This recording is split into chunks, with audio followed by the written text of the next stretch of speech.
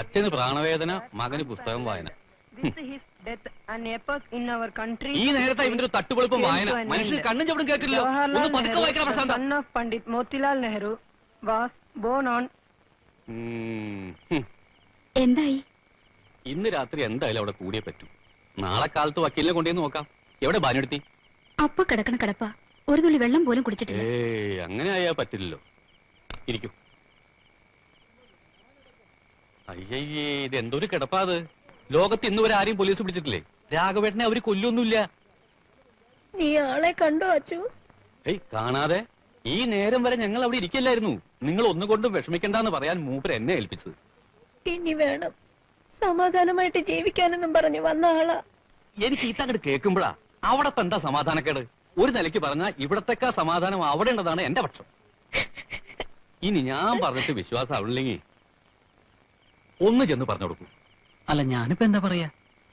ഞാൻ അവിടെ നിന്നാ ശരിയാവില്ല. അവര് കരയുന്ന കണ്ടാ വെറുതെ എന്റെ കണ്ണെന്ന് വെള്ളം വരും. സമാധാനിപ്പിക്കാൻ 2-3 വാക്ക് പറഞ്ഞാൽ മതി. അത് മതിയല്ലേ? മതി.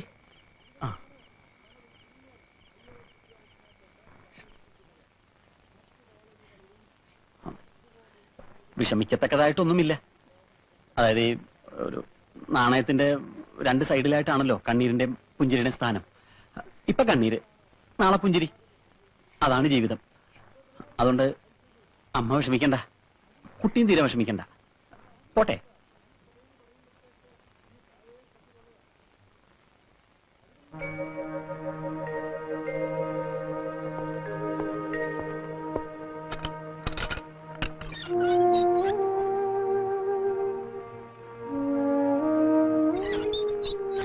വരണം വരണം. സാർ, ഒരു മുണ്ടെടുക്കാൻ പോലും അനുവദിച്ചില്ലേ? ലോക്കപ്പിൽ അത് പാടില്ല. പ്രതി മുണ്ടുരിഞ്ഞ് ഉത്തരത്തിലോ ജനലടിയിലോ കെട്ടിത്തൂങ്ങി ചത്താൽ പിന്നെ ഞാനായിരിക്കും ലോക്കപ്പിലാകുക. സാർ, ഈ ഡ്രസ് അങ്ങോട്ട് കൊടുക്കും. ഇരിക്കും മിസ്റ്റർ നായർ, ഇരുന്നോളൂ. ഇന്നലെ നിങ്ങളൊരു പ്രതിയായിരുന്നു, ഇന്ന് നിങ്ങളതല്ല. പോസ്റ്റ്മോർട്ടം റിപ്പോർട്ട് വന്നപ്പോ മരണം സംഭവിച്ചത് അടികൊണ്ടോ കുത്തുകൊണ്ടോ അല്ലാന്ന് വ്യക്തമായി. അതെ, മരണകാരണം ഹൃദയസ്തംഭനമാണത്. 3-4 പ്രാവശ്യം അറ്റാക്ക് വന്ന ആളാണത്രേ മരിച്ച ചാത്തുക്കുട്ടി നായർ. ഒരാളുടെയും വിരലടയാളം പോലും ആ ദേഹത്തുണ്ടായിരുന്നില്ല. അങ്ങനെ കൊലക്കേസിലെ പ്രതികളെ അല്ലാതായി. രാഘവേട്ടനൊരു യോഗം ഉണ്ടായിരുന്നു ലോക്കപ്പിൽ കിടക്കാൻ. അത് കഴിഞ്ഞു എന്ന് കരുതിയാ മതി. മിസ്റ്റർ നായർ, ഇവിടെ ഒന്ന് ഒപ്പിട്ടേക്ക്. അപ്പൊ സാർ എന്നെ ഇന്നലെ റാസ്കൽ എന്നൊക്കെ വിളിച്ചത് വെറുതെ ആയി. അതൊക്കെ എന്റെ ഡ്യൂട്ടിയുടെ ഭാഗമല്ലേ മിസ്റ്റർ നായർ? റാസ്കൽ എന്ന് വിളിക്കുന്നോ? വേണമെങ്കിൽ മിസ്റ്റർ നായർ എന്നെ ഒരു വർഷം റാസ്കൽ എന്ന് വിളിച്ചോളൂ. അപ്പൊ പിന്നെ കാണാം. അത് വേണോ?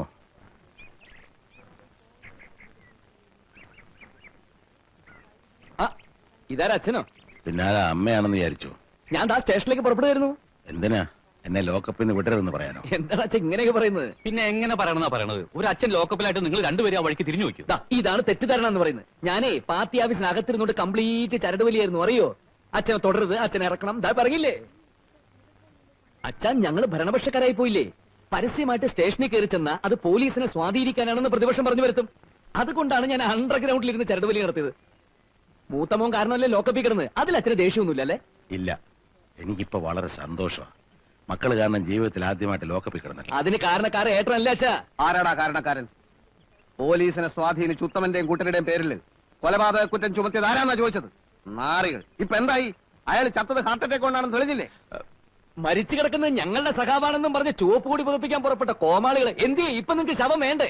വേണ്ട, ഞങ്ങൾക്ക് ശവം വേണ്ട. നിങ്ങൾ എല്ലാ ശവങ്ങളുടെയും കൂടെ ഒരു ശവം കൂടി ഇരിക്കട്ടെ. സൂക്ഷിച്ച് സംസാരിക്കണം. പോടാ പുല്ലേ. ജംഗ്ഷനിലേക്ക് വാ, വാ കാണിച്ചു തരാം. ജംഗ്ഷനിൽ വെച്ച് ചലിച്ചാൽ നീ വിവരം അറിയും. അച്ഛാ, ഞാനൊരു നിരപരാധിയെ രക്ഷിക്കാൻ ശ്രമിച്ചു. മറ്റൊരു നിരപരാധിയായ അച്ഛൻ ലോക്കപ്പിലായി. ഇതാണ് ഇവിടുത്തെ വ്യവസ്ഥിതി. We are living in a very cruel society. ഇവിടുത്തെ ക്രമസമാധാന നില ആകെ താറാറിലായിരിക്കുന്നു. നീ അച്ഛന് മനസ്സിലായില്ലേ? നീ പ്രതിപക്ഷമാണല്ലോ, എന്നിട്ട് എന്തേ സ്റ്റേഷനിലൊന്നും വന്നില്ല? അച്ഛാ, അച്ഛൻ വെറുമൊരു അച്ഛനല്ല, ഒരു വിപ്ലവകാരിയുടെ അച്ഛനാണ്. വിയറ്റ്നാമിലെയും ക്യൂബയിലെയും എത്രയോ അച്ഛന്മാരെ പറ്റി അച്ഛൻ അറിയോ? മക്കളുടെ ചിതയിൽ നിന്ന് തോക്കെടുത്ത ധീരന്മാർ. ഇവിടെ ഇപ്പൊ മക്കളുടെ ചെതിയില്ലല്ലോ. ഇത് ഞങ്ങളുടെ കുടുംബ പ്രശ്നമാണ്. അച്ഛനെ ലോക്കപ്പിൽ നിന്ന് വിട്ടില്ലെങ്കിൽ പോലീസ് സ്റ്റേഷൻ ആക്രമിക്കാനായിരുന്നു ഞങ്ങളുടെ പരിപാടി. അയ്യോ, അത്രയ്ക്കൊന്നും വേണ്ടിയിരുന്നില്ല. സായുധ വിപ്ലവം ഞങ്ങൾക്ക് പുത്തരിയൊന്നല്ല അച്ഛാ.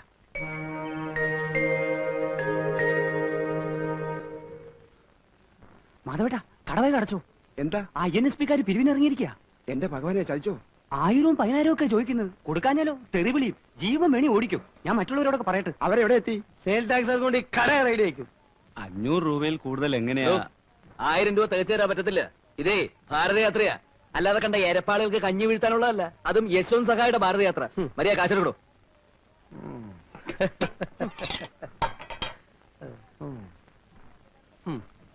ഇത് റെസിറ്റ് എഴുതി പകുതി എഴുതി. സാറിന് എഴുതണ്ട. ഇവൻ ലേശൊരു അഹങ്കാരിയാ. വാ, നമ്മൾ ഇങ്ങോട്ടൊരു വീ കടച്ചില്ലല്ലോ. അതെ, അതാ ഞാനും ആലോചിക്കുന്നത്. ഇത്ര പെട്ടെന്ന് അടച്ചോ? ശരി, കാണാം, വാ. അല്ല, ഈ ഓഫീസ് ടൈമിൽ വേണോ? പിന്നെ ഓഫീസ് അടച്ചിട്ട് 7 മണിക്കാ വരണ്ടേ? എടോ, നമ്മൾ ഭരണകക്ഷിയാ, നമുക്ക് എവിടെയും കയറാം. പോയതും കുട്ടി, നിങ്ങൾ അപ്പുറത്ത് വാതിലുണ്ട്, അവിടെ ചെന്ന് നോക്കൂ. ജെയിംസ് പോയി ഗേറ്റിൽ നിന്നും സംഭാവനക്കാരിൽ നിന്നും ഒരുത്തനെ ഒളിച്ചോടാൻ അനുവദിച്ചുകൂടാ. എന്നാ പിന്നെ എങ്ങനെ അവിടെ ചെല്ല് ചെല്ല്. ആ KRP വരണം. ഇവിടെ എത്ര ഉദ്യോഗസ്ഥന്മാരുണ്ട്? അവരോടൊക്കെ വരാൻ പറയും. INSPയുടെ മണ്ഡലം പ്രസിഡന്റ് KG പൊതുവാൾ വന്നിട്ടുണ്ട്. ആരാണാവോ അത്? ഞാനാണാവോ അത്? യശ്വന്ത് സഹായിജിയുടെ ഭാരതയാത്രയെ പറ്റി കേട്ട് കാണുമല്ലോ. അതിനുള്ള ഫണ്ട് വിരിവാണ്. നിങ്ങളുടെ ഒരു മാസത്തെ ശമ്പളത്തിന് പകുതി വിരിച്ചെടുക്കാനാണ് ഞങ്ങളുടെ തീരുമാനം. അദ്ദേഹം ഭാരതയാത്ര നടത്തുന്നതിന് ഞങ്ങൾ എന്തിനാ പണം തരുന്നത്? പുതിയ ആളാന്ന് തോന്നുന്നു. അല്ല, പഴയ ആളാണ്. 10-30 കൊല്ലത്തെ പഴക്കം കാണും. ജനിച്ചിട്ട് അത്രയായി. പൊതുവാൾജി തിരുവനന്തപുരത്തേക്ക് വിളിച്ചു പറഞ്ഞ് ഇയാൾക്കൊരു സ്ഥലമാറ്റം വാങ്ങി കൊടുക്കണോ? സ്ഥലം മാറ്റുന്നെങ്കിൽ ആനവട്ടക്കുറിശിയിലേക്ക് അയാൾ കൊള്ളാം. നല്ല അസല് മണ്ണാണ് അവിടുത്തെ. ഞങ്ങൾക്ക് സംസാരിച്ചിരിക്കാൻ നേരമില്ല. യശ്വന്ത് സഹായിജിയുടെ ഭാരതയാത്ര ബോംബെന്ന് പുറപ്പെട്ടു കഴിഞ്ഞു. അയ്യോ, അത് ഞാൻ അറിഞ്ഞില്ല. ഇതിപ്പോ എന്തിനാണോ ഈ ഭാരതയാത്ര? വിഘടിച്ചു നിൽക്കുന്ന നാനാജാതി മതസ്ഥരെയും ഒന്നിച്ചൊരു കൊടിക്കീഴിൽ കൊണ്ടുവന്ന് ഭാരതത്തിന്റെ ഐക്യം ഊട്ടി ഉറപ്പിക്കാൻ. ഈ സഹായി എന്ന് പറയുന്ന മനുഷ്യനോ അല്ലാതെ പിന്നെ മൃഗമാണോ? അയാള് ഭാരതം മുഴുവൻ നടന്നാൽ ഇവിടെ ഐക്യം ഊട്ടി ഉറപ്പിക്കാമെന്ന് ഉറപ്പാണോ? ആവശ്യമില്ലാത്ത ചോദ്യങ്ങൾ ചോദിക്കരുത്. അല്ല, തൊഴിലില്ലാത്ത ലക്ഷക്കണക്കിന് ചെറുപ്പക്കാരില്ലേ നമ്മുടെ നാട്ടില്? ഇത്തരം യാത്ര കൊണ്ട് അവർക്ക് എന്തെങ്കിലും പ്രയോജനം? അല്ലെങ്കിൽ അന്തി ഉറങ്ങാൻ വീടില്ലാത്തവർക്ക് വീട്, പട്ടിണി കിടക്കുന്നവർക്ക് ഭക്ഷണം, അങ്ങനെ എന്തെങ്കിലും? നിങ്ങൾ അതിര് കിടക്കുന്നു. അല്ല സുഹൃത്തെ, നിങ്ങളെപ്പോലെ ഒരുപാട് പേരെ ഞാൻ കണ്ടിട്ടുണ്ട്. ഇതുപോലെ എന്തെങ്കിലും കാരണം പറഞ്ഞ ഒരു റെസീറ്റ് ബുക്കുമായിട്ട് ഇറങ്ങും. പലരും ചിരിച്ചുകൊണ്ട് സ്വീകരിക്കുന്നതും പണം തരുന്നതും പേടിച്ചിട്ടാ. ഉപദ്രവം ഉണ്ടാക്കാൻ നിങ്ങൾ മതിയല്ലോ ധാരാളം. മനുഷ്യർക്ക് ഉപകാരപ്പെടുന്ന കാര്യത്തിനല്ലാതെ ഒരു പൈസ ഞാൻ തരില്ല. മിസ്റ്റർ, ഭരണകക്ഷിയാണ്, നിങ്ങൾ ഇതിൽ ദുഃഖിക്കേണ്ടി വരും. ഈ കസേരയിൽ ഇത്ര കാലം ഇരുന്നോളാമെന്ന് ഞാൻ ആർക്കും വാക്ക് കൊടുത്തിട്ടില്ല. അത്യാവശ്യത്തിനുള്ള ആരോഗ്യമുണ്ട്. കൂലിപ്പണി ചെയ്താലും ജീവിക്കാം. പൊതുവാൾജി, ഇപ്പൊ തന്നെ കൃഷിമന്ത്രി വിളിച്ചാലോ? ചെന്ന് വിളിച്ചു പറ, നട്ടലുള്ള ഒരു ഉദ്യോഗസ്ഥൻ ഇവിടെ ഉണ്ടെന്ന്. ഓ പൊതുവാൾജി, എനിക്കിനെ ചോര കളക്കണ്ടട്ടാ. Cool down KRP, cool down. നമുക്ക് പിന്നെ നിയമപരമായി തന്നെ ഒതുക്കാം. തന്റെ കാര്യം ഞാൻ ഏറ്റു. ഏറ്റു എന്ന് പറഞ്ഞാൽ ഏറ്റു. സംശയിക്കേണ്ട, ഞാൻ ഏറ്റു. പൊതുവാൾജി ഏറ്റിട്ടാ. അവന്റെ ഒരു യശ്വന്ത് സഹായി. ഭാരതത്തിന്റെ വിരിമാറിലൂടെ യശ്വന്ത് സഹായി നയിക്കുന്ന ഭാരതയാത്ര ഇതാ മാനങ്കരയിലും എത്തിയിരിക്കുകയാണ്. ഭാരതത്തിന്റെ ഐക്യം ഊട്ടി ഉറപ്പിക്കാൻ, ഭാരത മക്കളെ ഉത്ബുദ്ധരാക്കാൻ യശ്വന്ത് സഹായി ഇതാ നിങ്ങളുടെ കൺമുന്നിൽ. ജനകോടികളുടെ മനോമനപുത്രൻ ശ്രീ യശ്വന്ത് സഹായ് ഈ വാറിന്റെ തൊട്ടുപുറകെ വന്നുകൊണ്ടിരിക്കുന്നു. വികാരങ്ങൾ ഉൾക്കൊള്ളാൻ ഭാരത മക്കളുടെ കണ്ണിലുണ്ണിയായ യശ്വന്ത് സഹായ് ഇതാ കടന്നു വന്നുകൊണ്ടിരിക്കുന്നു. യശ്വന്ത് സഹായ് സിന്ദാബാദ്. സഹായിക്ക്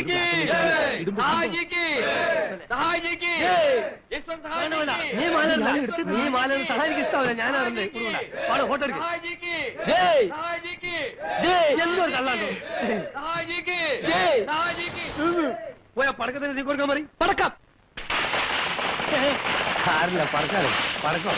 വരി വരി.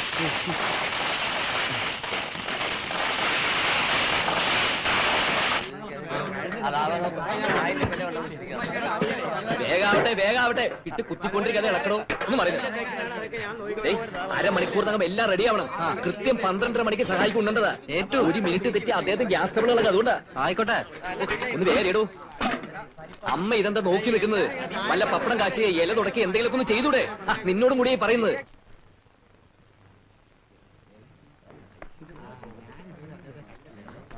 നിങ്ങളൊക്കെ എങ്ങനെ കൂടി നിന്നാലോ? സഹായിക്ക് അല്പം കാറ്റ് കിട്ടട്ടെ. ഒന്ന് മാറിക്കൊടുക്കും. മാറും നായ്ക്കളെ. ദയവേത് നിങ്ങളൊക്കെ ഒന്ന് ഇറങ്ങി പുറത്തേക്കോ. ഞാൻ സഹായിച്ച് എന്തെങ്കിലും അല്പം രാഷ്ട്രീയം ചർച്ച ചെയ്തോട്ടെ. പ്ലീസ് ഇറങ്ങി പോകൂ. പോകാൻ പ്ലീസ് പോ. ഒന്ന് മാറോ. നമ്മൾ എങ്ങനെ ആയാലോ? नारियल का पानी. എന്താ नारियल पानी. ക്യാ ക്യാ? हमको पीने के लिए नारियल का पानी लावो. എന്താണ് മൂപ്പർ ചോദിക്കുന്നത്? ऊपर ഇങ്ങനെയാണല്ലോ ആക്ഷൻ കാണിച്ചത്. വെള്ളം അടിക്കാനായിരിക്കും. ദൈവമേ, ഇത്ര ആൾ നിൽക്കുമ്പോഴോ? ये बुद्धू का आदमी नारियल पानी लावो ना. ഇതാ തന്നെ മദ്യപാൻ തന്നെ. ക്യാ മദ്യപാൻ ഹേ? ഹാഫ് ബോട്ടൽ ക്യാ ഫുൾ ബോട്ടൽ क्या हाफ बोतल ക്യാ ഫുൾ ബോട്ടൽ അല്ലല്ലേ? അതായത് മാക്ഡോവൽ വേണോ ഹണീബി വേണോ? ഞങ്ങൾ ഇവിടെ കമ്പനി മാക്ഡോവലാ. शट अप इडियट हमको नारियल पानी चाहिए ഇതൊരു നടക്ക് പോണ മാതിരില്ല. സഹോദരന്മാർ ആർക്കെങ്കിലും അറിയോ നാരിയൽ പാലിന്റെ അർത്ഥം? नारी ने വെച്ചാ സ്ത്രീ ദൈവമേ ചതിച്ചു എന്നാ തോന്നണേ. സ്ത്രീരഹി സ്ത്രീരഹി राम राम ബ്രഹ്മ राम ഇതൊന്നുമല്ല. വിദ്യാഭ്യാസമുള്ള ഒരുത്തനും നമ്മളെ പാർട്ടിയിലില്ലേ? ഈ നാരിയൽ പാനിന്റെ അർത്ഥം ആർക്കും അറിയില്ലേ? നാരിയൽ പാനി ഇളനീര് ഇളനീര് ഇളനീര് നമ്മൾ ഇളനീരോ? ഓന്റെ ഇഷ്ടം എന്നാലും ഇത് ആദ്യം പറഞ്ഞൂടെ? ക്യാ ഇളനീർ ഹേ? അങ്ങനെ മറി. അപ്പളേ നിങ്ങൾ കുറച്ചാൾ പോയിട്ട് ഇളനീരിട്ടെ ചെല്ലി. അപ്പുറം പോയി. ഇല്ല, നിങ്ങൾ പിന്നെ അപ്പുറത്ത് പോയി. ചെല്ലി.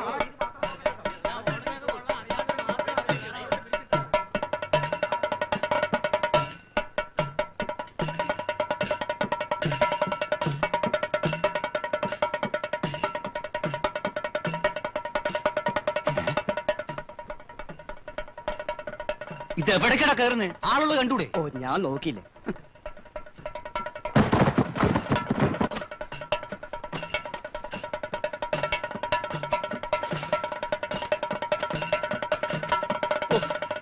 എന്ത് പണിയാച്ചത്?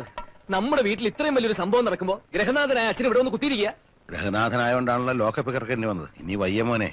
അണികൾ മുഴുവൻ എന്റെ മുഖത്ത് നോക്കി ചോദിക്കുക കെ ആർ പിയുടെ അച്ഛൻ എവിടെ, കെ ആർ പിയുടെ അച്ഛൻ എവിടെയെന്ന്. കെ ആർ പിയുടെ അച്ഛൻ ഇവിടെയെന്നങ്ങ് പറഞ്ഞ പോലെ. നിങ്ങൾ കാരണം അച്ഛൻ ഇവിടെ വന്നിരിക്കുന്നത്. ഞങ്ങളുടെ വീട്ടിൽ വന്നിരിക്കുന്നതേ INSPയുടെ ക്യാമ്പയിൻ ജോയിന്റ് സെക്രട്ടറിയും അഖിലേന്ത്യാ നേതാവ് അറിയോ? അയ്യോ അത്ര ഭയങ്കരനാ. എന്നാ രാഘവട്ടം പോണം. ഞാനില്ല ആ ബഹളത്തിലേക്ക്. അച്ഛാ അണികളുടെ മുമ്പിൽ എന്നെ നാറ്റിക്കരുത്. ഞാൻ അച്ഛന്റെ കാല് വേണമെങ്കിൽ പിടിക്കാൻ എന്റെ കൂടെ വന്നേ പറ്റൂ.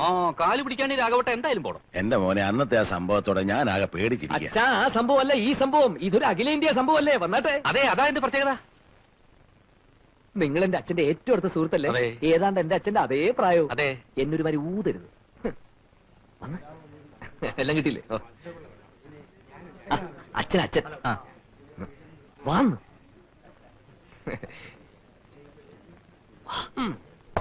ഒന്നുകൂടെ കൊടുത്തു. മുണ്ട് മുണ്ട് അച്ഛനൊന്ന് പരിചയപ്പെടുത്തണം. ആയിക്കോട്ടെ, അതിനെന്താ? നായരെ മൂപ്പരെ കാലൊന്ന് തൊട്ട് വന്നിച്ചേക്കൂ. വേഗം വേഗം ആവട്ടെ. എൽനീര് കൂടി കഴിഞ്ഞാൽ മറ്റുള്ളവർ വന്ന് കാല് പിടുത്തം തുടങ്ങും. അപ്പൊ പിന്നെ കാല് പിടിക്കാൻ ബുദ്ധിമുട്ടാവും. വലിയ ആളല്ലേ അച്ഛാ, കാല് തൊട്ട് വന്നിച്ചോളൂ. ഈ ചാൻസ് പിന്നെ കിട്ടിയില്ല എന്ന് വരും. എന്നെ എന്തിനാ ഇങ്ങോട്ട് കൊണ്ടുവന്നേ? ഒന്ന് മിണ്ടായിരിക്കും.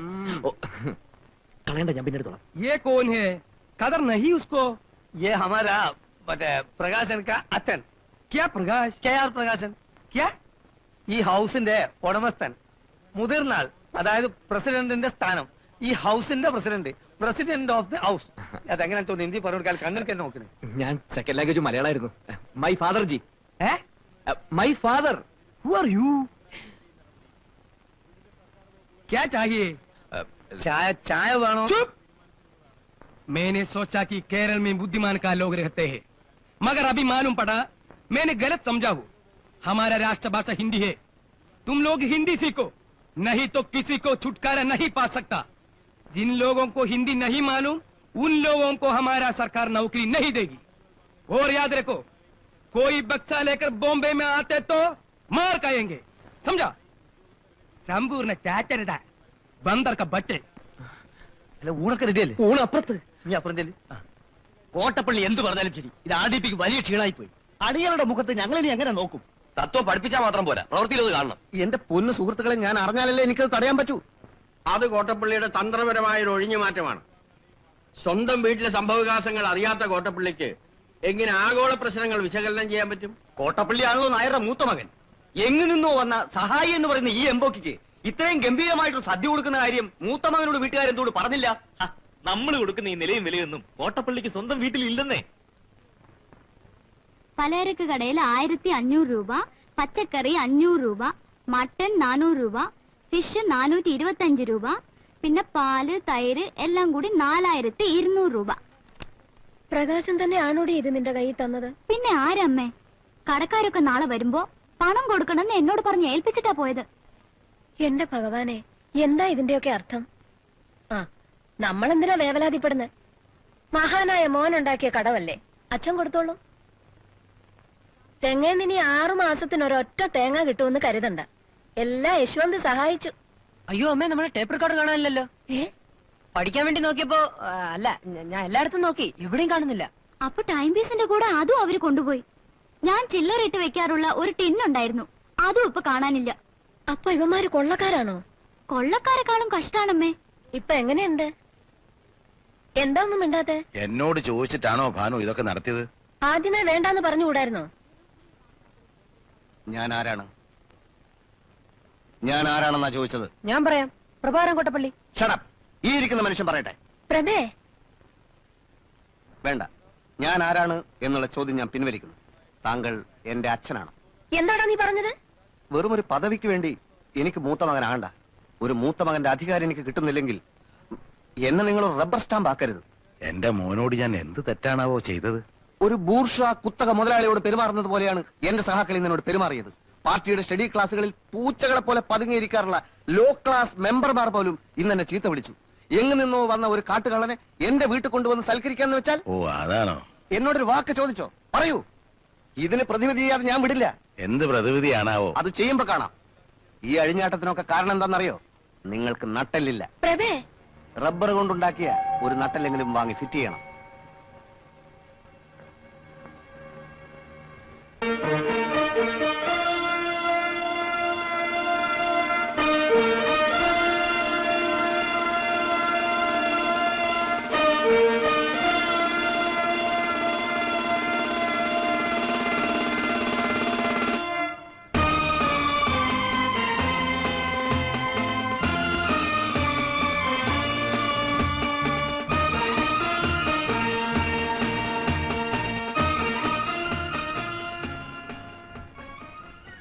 ചില പ്രതിവിധികളൊക്കെ ചെയ്യാതെ പറ്റില്ലെന്ന് ഞാൻ ഇന്നലെ പറഞ്ഞില്ലേ? എനിക്ക് വലുത് എന്റെ പ്രതിച്ഛായയാണ്. ഇന്നു മുതൽ ഈ വീട് മാനങ്കര മണ്ഡലത്തിലെ റവല്യൂഷണറി ഡെമോക്രാറ്റിക് പാർട്ടിയുടെ ആസ്ഥാനമായി അറിയപ്പെടും. ലാൽ സലാം.